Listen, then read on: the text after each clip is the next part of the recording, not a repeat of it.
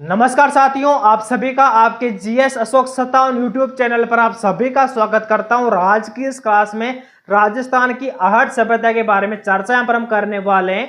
उससे पहले आप सभी जल्दी से वीडियो को लाइक कर दीजिएगा, साथ ही चैनल को सब्सक्राइब और शेयर कर दीजिएगा, क्योंकि साथियों आज की क्लास आप सभी साथियों के लिए बहुत ही ज्यादा इंपॉर्टेंट रहने वाली है। और आपके आगामी एग्जाम में इस क्लास से आपको 1 से 2 क्वेश्चन 100% देखने को मिल जाएगा।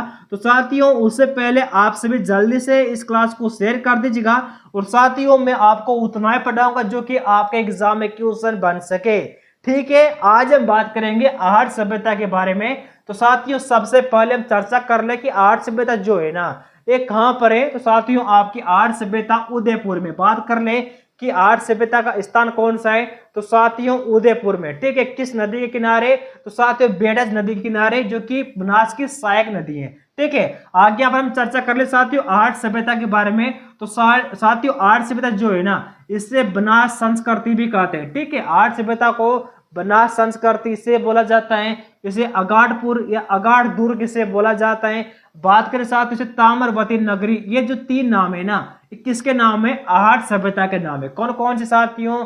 बनास संस्कृति है, ठीक है, अगाड़पुर या अगाड़ दुर्ग है, आपका ताम्रवती नगरी जो है ये आहट सभ्यता के नाम है। और आहट सभ्यता जो है ना ये आपके उदयपुर जिले में, कहां पर साथियों? उदयपुर जिले में आहट सभ्यता है। ठीक है, आप यहाँ पर देख लीजिएगा आहट सभ्यता जो है आहट गांव के पास एक ऊंचा टीला है, वहां पर आहट सभ्यता खोजी गई थी। और हम बात कर ले कि जो आहट सभ्यता जो है ना ये किसने खोजी? तो साथियों 1953 में। कब साथियों? 1953 में अक्षय कीर्ति व्यास ने। किसने साथियों? 1953 में अक्षय कीर्ति व्यास ने आहट सभ्यता की खोज की थी। ठीक है, आपसे क्वेश्चन पूछ लिया जाए कि आहट सभ्यता जो है ना ये किसने खोजी? तो साथियों 1953 में अक्षय कीर्ति व्यास ने आहट सभ्यता की खोज की थी। और हम बात कर ले जो कालीबंगा जो सभ्यता थी इसकी खोज किसने की थी? तो साथियों 1952 में। ठीक है, 1952 में कालीबंगा की खोज की। और 1953 में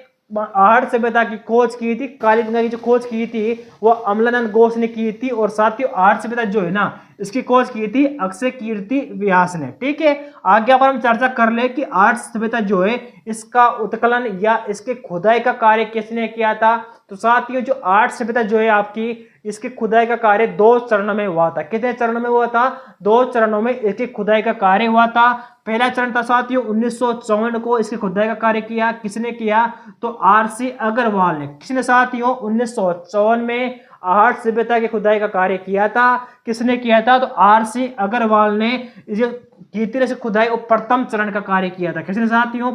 आरसी अग्रवाल ने। ठीक है, और हम बात कर ले सेकंड चरण का। तो 1961 से 1962 के मध्य वीएन मिश्रा जी ने एवं एच.डी. सांकलिया दोनों ने मिलकर साथ दूसरे चरण में आहट सभ्यता की खुदाई का कार्य किया था। ठीक है, आगे पर हम चर्चा कर ले साथियों जो आहट सभ्यता जो है ना अगर हम बात करें इसके अवशेष की तो 1800 ईसा पूर्व से 1200 ईसा पूर्व ताम्रयुगीन सभ्यता है जो है ये मानी जाती है। कौन साथियों? आपकी आहट सभ्यता। अब यहाँ पर हम चर्चा कर लेते हैं कि जो आहट सभ्यता जो है ना ये कहां पर है। तो साथियों आपके उदयपुर में। आप यहाँ पर देख लीजिएगा जो आपको दिख रही है ना ये आपके बनास नदी है। और हम बात कर ले बनास नदी जो है ना इसकी एक सहायक नदी कौन सी है? बेडज नदी है। ठीक है, बेडज नदी के किनारे साथियों ये जो आहट सभ्यता है वो अगाड़पुर जो एक गांव है वहां पर आहट सभ्यता खोजी गई है। और हम बात कर ले बनास नदी का उद्गम कहां से होता है। तो साथियों कमनौर की पहाड़ियों से बनास नदी का उद्गम होता है